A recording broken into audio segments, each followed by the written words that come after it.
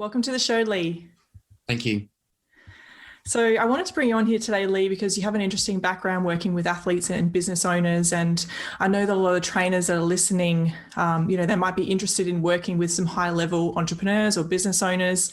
And it's a whole different ballgame because they're focused on different outcomes. So I wanted to bring you on today to try and share some of your wisdom and your insights in this area, just to see if it might help somebody. So thank you so much for your time today. You're welcome. Awesome. So I wanted to get started just by asking if you can explain the connection between improving a client's physical health and their mental health and how that can then lead to improvements in their performance as a business leader. Okay, so it's an interesting kind of area, and I definitely see that it's developed in the last 15 years. For example, nowadays, top CEOs look like fit individuals. There's not many individuals that are overweight or that look unhealthy. And the main reason for this is that, as we all know, kind of, especially, for example, if you take it from an athletic population, the fitter, the stronger the individual are, the more stress that those guys can take on, the more training load they can do, the reduced risk of injury.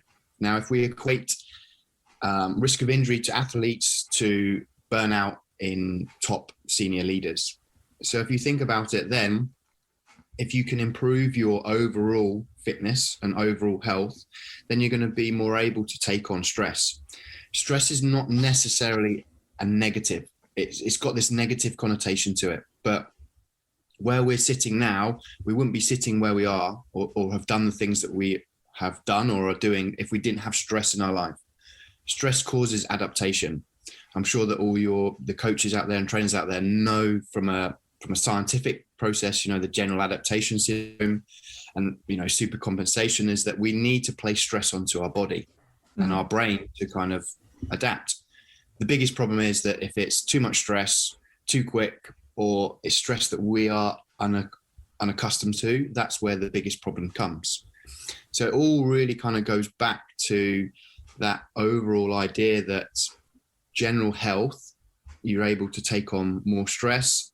Now, if you can take on more stress, there's a huge difference between being in a stressful situation and just surviving to actually performing, and that comes back down to flow states and looking at making sure that you have the ability to be able to perform at that point in time.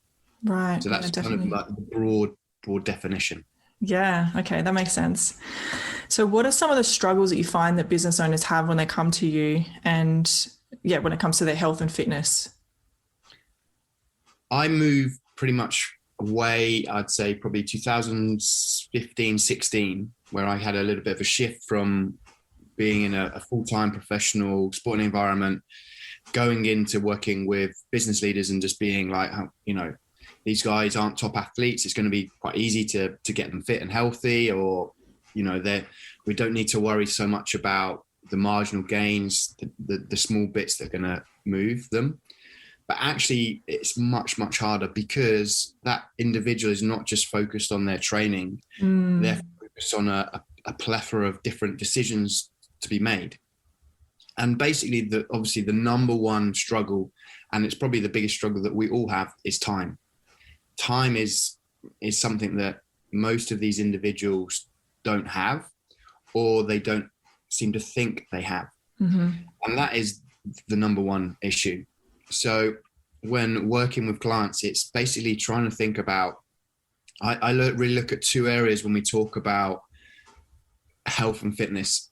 They're slightly different from a scientific point of view, but I really look at general activity and specific activity. So general activity is just day-to-day steps, climbing of stairs, how often they stand, et cetera, et cetera. Specific activity is if they need to get changed. And really the biggest area that we start to work with first off is just general activity. Now, obviously what's happened with COVID is that most people at the start were like, wow, I don't have to travel, I don't have to commute. But actually traveling and commuting were great opportunities for people just to get general activity, walking around an airport, walking to the bus, riding there. Lots of people used to ride bikes into work, all these things, and that's been taken away. And what has happened is that people have now just replaced it with doing more work. So there is an opportunity to make sure that we get it in. Now, it's a little bit kind of like trying to hide vegetables into kids' food. It's walking meetings as an individual, and now as we come back as teams, is making sure that every 45 minutes to an hour we're changing our position. We're not just sitting down. I speak to lots of people who just have back-to-back Zoom meetings and just sit all day. Nowadays, it used to be, or before COVID, you'd be sat down in a meeting, everyone would be sat down. Nowadays, there's nothing wrong with you doing a standing Zoom, sit on your knees, going cross-legged, doing some different kind of yoga poses, just to try and get some changes and adaptations. So that's kind of the biggest area.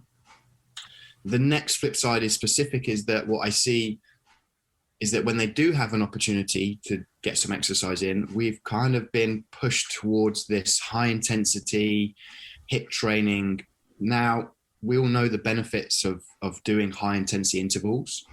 I question whether some of them are high intensity, because I don't think people kind of understand the process of making sure we have enough recovery in between each bout to make sure that bout is high intensity. And then we need to understand that's kind of very stressful on the central nervous system, and add that onto a job that's also very stressful from a cognitive point of view. And you put these two together, that's when issues come. So it's really an education and process of saying, yeah, you can do some high intensity, but also try and make sure that, we're doing that low intensity, level 2, nose to nose breathing to try and just improve our aerobic base, the ability to kind of take on stress. But also it's kind of a great time for those individuals to reflect on what's going on in their day-to-day life. Yeah, definitely. Okay. Well, many business owners are highly driven. They tend to work long hours and they tend to deal with a lot of stress, as we just talked about. How do you help them understand the benefits of rest and recovery when they're consistently thinking, like what you just said, I'd rather just do more work? Well, it comes down to a little bit of a mind shift, very similar to relating back to sports science and professional athletes. Is your ability to recover determines your ability to perform. Now, if I explain that to a corporate athlete or a cognitive athlete or a senior leader, it starts to make sense to them that we cannot be on all the time, And I see guys that wake up at 5 a.m. on a Monday morning, they're at the desk by 6 and they work all the way through till Friday evening, and then they kind of do some bit of a Saturday, and you say to them, hey, look, do you think that you can perform at 100 and 110% all that time?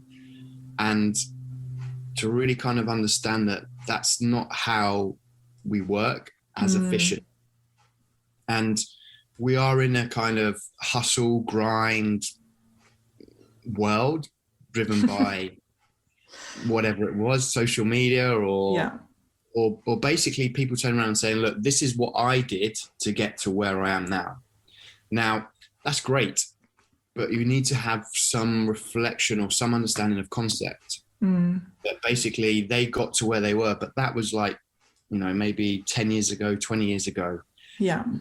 Biggest problem we have now is that as a human species, it takes us a long time to evolve, but technology is just exponential. Think about it now, where we are, and you think back 10 years, in 2011, probably iPhone 3 or something like that. Yeah. Now we are in this kind of stage of connectable 24/7, and people have a huge kind of stress of I'm not doing enough. But what I try to do is we try to look at getting more specific about when we're working. Okay. So performance for me, and I've stole this from an English rugby player, but performance for me is 100% engagement in an activity. Mm-hmm. And as a senior business leader, or, with some of your listeners who are running a business, that can be actually very, very difficult, because you're sat there thinking, oh, I've got so many things to do. What do I do? We believe in this multitasking, which is a complete myth. It's just basically task switching, and that's not good. So it's an idea about, right, okay, find times when you are kind of doing your high intensity work, but then also you need to make sure that you're having some recovery during the day. What helps me is that when Microsoft Work Labs come out and produce a study where they looked at back-to-back Zoom meetings and the stress that caused compared to small breaks in between each meeting. And I equate that very simple to, making sure that you warm up for an activity session. If I was training you and I said, right, just go sprints, it would be a lot harder. And if we'd have done a little bit of a warm up and we've got into it, we've got the blood pumping, some lactic acid, etc. And that's the same with going back-to-back Zoom meetings. Right. So I really encourage the guys I work with to say, just take 5 minutes, just have a 25-minute meeting or a 55-minute meeting, and use that 5 minutes to either write some notes about what's just happened, or think, right, I'm speaking to Sally next. I need to check, I know the questions, and that then as you enter that meeting, you're in a much better state from a performance point of view, and just overall, it's amazing that I speak to these individuals and they've had, 6 or 7 back-to-back meetings, and then they'll sit there at the end of the day and think, right, what happened in any of them? It's just a kind of it's a blur. Yeah. And so it's really trying to emphasize that, hey, look, recovery is not being lazy, and it's not a waste of time. It's a necessity to enable you to reach your peak performance. Right. So that's kind of some of the points I tried to put in there. Okay. So with the type of coaching that you do, it's not only about prescribing certain types of workouts, it's about actually looking at how they're working and how you can include more rest, more breaks, more recovery. Is that right? Yeah. So it's I equate back to kind of when I first started in strength and conditioning back in 2005-06, whereby all I was interested was just being a strength and conditioning coach. All I was interested in is just doing my two main jobs, which were improve physical performance, reduce the risk of injury. They're the two biggest things that we should be looking at. And then I was naively just, in the gym, and that's all that took over my head. Now, if I look back, there's a whole holistic kind of what we need to be thinking about from a performance point of view. So the difference between a professional athlete and a cognitive athlete is the fact that with a professional athlete, if I was coaching you, I'd know everything about you. You'd be coming in the morning, you'd do all your monitoring, and we'd say, hey, look, this is what you're going to do today. If you'd had a poor night's sleep or you weren't in a great frame of mind, we'd adjust the training. If you had a great night's sleep and you were ready to go, we'd say, hey, look, and your numbers look good, let's do a little bit more today.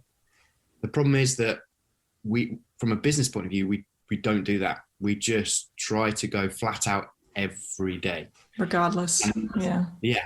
So now it's kind of a bit more into, a whole kind of looking at that whole individual, because I really like the work of James Clear when he talks about compound self-improvement. It's kind of come a little bit from the marginal gain stuff from the British cycling team. But when I sit there and work with an individual or a team or whatever, and we write down and we think, right, what are the things that are going to improve performance? Normally there's quite a large list of things. If we start off by saying, right, well, what's the 1% improvement that you can make in one or two of these areas? And then that really drives kind of people, instead of, they get quite excited. Well, yeah, I just need to improve. And that's the whole point of what we're here to do, is that we just need to be constantly just improving slightly day by day, week by week. And that compound effect, over years is a thing that actually changes us and actually develops. And I think that's one thing whereby kind of stepping back and helping somebody to get a bit more of understanding of work and how things do, really what it does is, for me, is it allows me more time, and time's their biggest struggle. Yeah. So if somebody's feeling, oh yeah, I've worked really well, or I've got some stuff done, basically, right now out of the week, where can you get in your 30 minutes or et cetera, whatever it might be. And that's hugely important. Yeah. Because most people see we've got this, and I think it kind of dates back, especially in the UK, from the industrial era, where we had leisure time, and leisure centres, and we'd work hard, and then our reward would be to go to a leisure centre or use our leisure time. Whereas now, for me, physical activity should not be a reward; it should be a requirement. And I try to really highlight that if you want to be a top performer in business, you need to be doing physical activity. Yeah, that's excellent. Okay, so do you find that business leaders tend to want the shorter, more simpler workouts? And is there a certain type of programming that you usually provide to suit their busy lifestyle then? Again, it really does depend. I work with some very dedicated business individuals that are training for triathlons, Ironman, and their programming is very different. They've made that decision that that's what they want to do, and it's not common for those guys, because they're so competitive that they want to be not only competing in the office, but then also out on a bike or in a pool or whatever it might be. In terms of the way that I program, I'm trying to find out what that individual can do as a minimum, and then we start to build from there. Okay. I like the idea. I try to do probably more of a kind of whole type of programming, whereby you look at some strength training, some mobility work, some endurance stuff, depending again what that individual needs.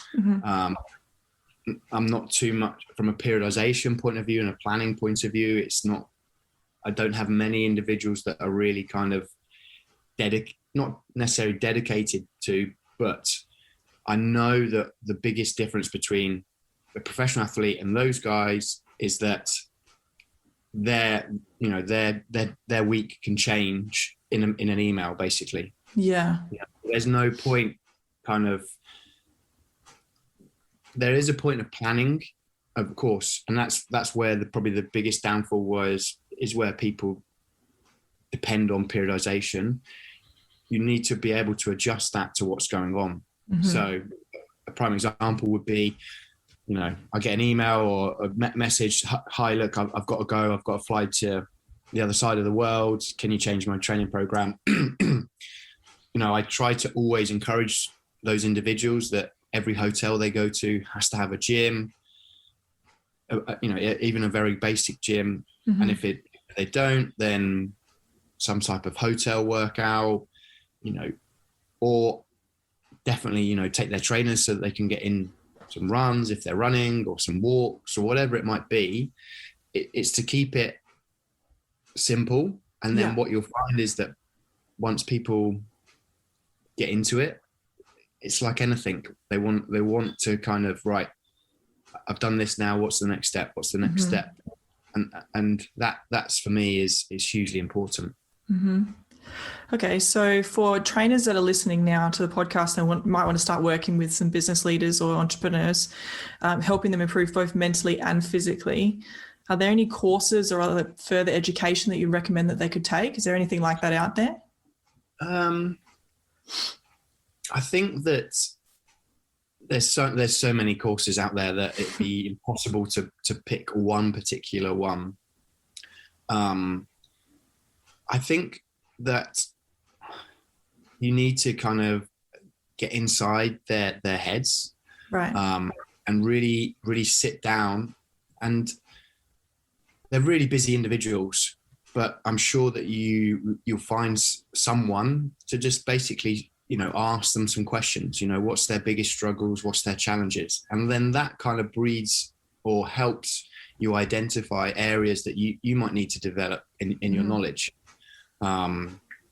So for me, the first book I ever kind of really looked at was Stephen Covey's 7 Habits of Highly Effective People. Mm-hmm. And that kind of made me realize that coaching was not just about, physiology and anatomy and strength training methods and all those amazing authors. It was actually more about what I could get the individual to do. Mm-hmm. So it's more if you think about it, we're sales people, we're trying to sell people ideas. So to a certain degree, people learning about sales and selling things and marketing ideas, not necessarily on, to sell their business products, but to actually sell the individual ideas is not a bad way to go. And I think that's something whereby, just kind of having those conversations, people doing startups are a great place to start to talk about. And this is an area that I think is hugely missing, because some of my individuals are, 45, 55 years old. They've been in business for 20 years. Sometimes it's very hard to change those individuals' mindsets, because they're a little bit like, this is how it's done. This is what I know. This is what I'm comfortable with. But with a startup individual who might be in their early 20s, if you can get access to them and start to educate them about, hey, look, these are the ways to do it, it's going to have a much better long run kind of effect, that when they are 40, 50, then not necessarily say they're broken, but they've got kind of that background knowledge of what they should be doing. Yeah. I hope that answers your question. Yeah, that's a great idea. I think, if they can get their foot in the door with some entrepreneurs of some sort, that's obviously going to be the best way to learn, right? Yeah. And with business leaders, they're looking at performance in business. Mm-hmm. So, okay, their physical look and all that is important to them, because, they want to, now as we're getting back to meeting people, they want to be able to walk into a room and feel confident in their body shape. Mm-hmm. But if you can equate what you're doing is going to help them improve in their business performance. And for me, if I look at individuals, I don't also look at their kind of business, is that we have a greater conversation about the other areas or pillars of their life. Yeah. What happens is that it can be very dangerous if you put all your eggs into one basket, or you're just a business individual, and that's all you spend your time doing. So, think about the closer relationships. If you have a spouse or you have children and you don't spend time with them, and then COVID's been a great example that you could lose that job, and then you turn around and you've got poor relationships with your closest people. Mm-hmm. And that's when things can go wrong, because you don't feel that you've got a support network. You don't feel that you've got any kind of other things to do. So that's one area to really kind of think about the benefits of why I'd work with you. What would you give me from my business performance, from my health performance, from my life performance, all those types of areas. Right. Yeah, that's really helpful. All right, Lee, where can our listeners find you? You're on social media somewhere, or a website? Yeah, so Instagram is the easiest one that everyone knows. So just at the Athlete Tribe, or website is theathletetribe.com. Okay. Just, if any of your listeners, I'm happy to kind of answer any questions or go from there, basically. Well, I appreciate your time. Thank you so much for coming on the show today. No, thank you very much.